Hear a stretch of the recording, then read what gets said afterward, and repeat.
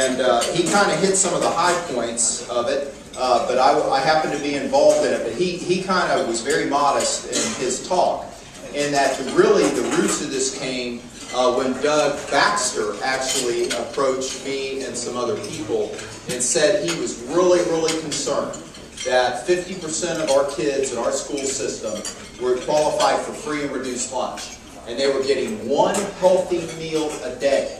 And what that meant was half our children are living below poverty level.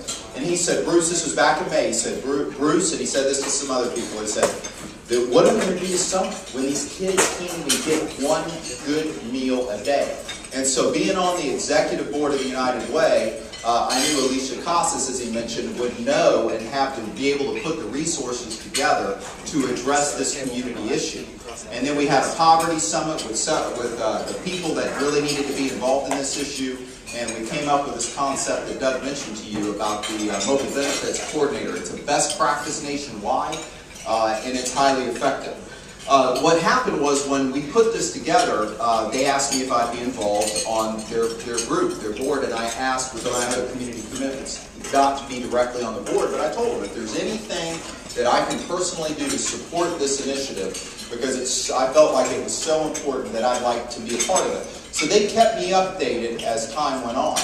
And when Doug said, what we found out that we had all this money that was currently tax dollars going to other communities that we pay, people in this room and other citizens in our community, going out of the community.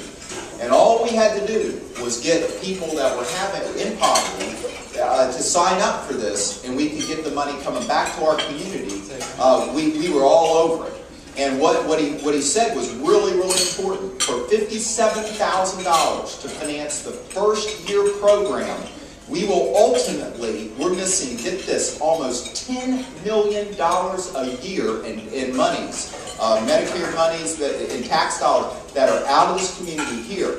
An economic study done by an independent organization says that $1.8 of every dollar in the SNAP benefits program it comes back to the economy. So what that means is for $10 million a year, we are actually getting $20 million in economic impact in our community, which goes, and the people in this room and our other business colleagues that aren't here tonight, it comes right back in our pocketbook. $20 million, and all we have to do as a business community is raise $57,000.